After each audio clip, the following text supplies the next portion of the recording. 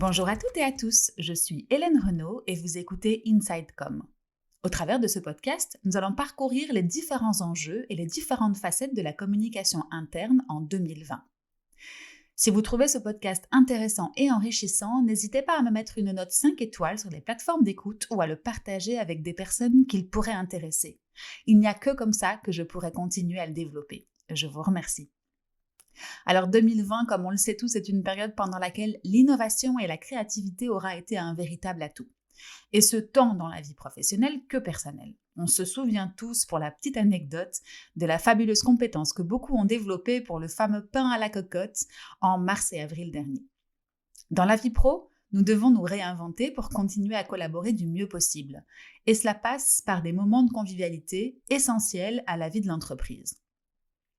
Nous avons remplacé tant bien que mal nos fameuses discussions à la machine à café par des cafés Teams hebdomadaires, mais qu'adviendra-t-il de nos team building annuels ? Ces moments étaient des occasions de discuter de sujets essentiels, d'intégrer les nouvelles recrues, de réfléchir collectivement à de nouvelles stratégies et directions et surtout d'approfondir les relations entre collègues. Or, toutes ces activités sont plus importantes que jamais dans un contexte de crise et de transformation. Il n'est pas donc question de les supprimer, au risque de voir la culture d'entreprise et le lien social s'amenuiser, mais plutôt de les adapter sans faire l'erreur de transposer ce qui se passait en présentiel dans le monde virtuel. Alors voici aujourd'hui mes 5 idées pour organiser un bon moment inter-équipe. Je commencerai par vous proposer de jouer à un jeu de société en ligne. Vous connaissez le Pictionary par exemple, le concept est simple. Transposé en digital, ça donne une personne qui reçoit un mot à faire deviner et elle tente de le dessiner au moyen de sa souris sur un tableau blanc virtuel. Les autres participants voient en temps réel le dessin et peuvent écrire des propositions dans un chat. Dès qu'une personne tape le mot recherché, elle gagne la manche. Dans un tout autre style, vous pouvez également jouer en équipe au fameux jeu de rôle Loup-garou. Vous savez, le jeu où vous êtes plongé la nuit dans un village infecté par les loups-garous. À vous de défendre votre camp. J'ai trouvé pour vous une adresse web qui propose ça et c'est wolfy.fr. Une autre idée, après avoir joué en ligne, est d'organiser un quiz musical. Chaque collègue se connecte à une plateforme et avoue les blind tests endiablés. Je vous ai trouvé un exemple de lien que vous pourrez retrouver sur massivemusicquiz.com. Ma troisième idée, c'est de cuisiner ensemble. L'idée est simple. Choisissez une recette qui fait l'unanimité et testez-la tous ensemble en visio. Et puis ensuite, dégustez.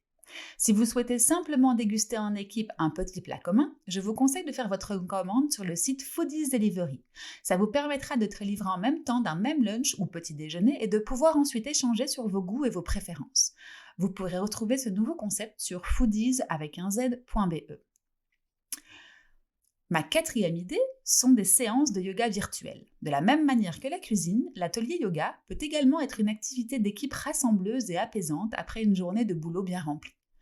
Il vous suffira alors de vous connecter à la même chaîne YouTube pour profiter d'un programme commun. Vous verrez, la motivation en groupe est toujours meilleure que seule, même à distance. Ma dernière idée est d'organiser un escape game. L'escape game est une activité prisée par les entreprises pour un bon team building. Elle est appréciée car elle permet de renforcer l'esprit d'équipe entre les collègues. Malheureusement, avec le confinement, il est difficile d'en organiser dans la vie réelle.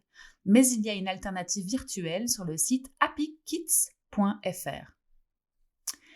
Si les team building étaient également un moment de partage quant à la vision et à la stratégie de l'entreprise, veillez par contre à ne pas mélanger l'utile et l'agréable dans ce nouveau monde. En effet, si on considère un team building un moment de partage humain, un moment de plaisir, entendons par là la récompense ou la reconnaissance du travail accompli, et pour finir, un moment de partage d'informations plus officielles, alors décloisonnez ces 3 objectifs et combinez-les autrement. Si vous souhaitez approfondir ces sujets de développement des relations humaines, nous y reviendrons dans un prochain épisode. Je vous remercie pour votre écoute et à bientôt!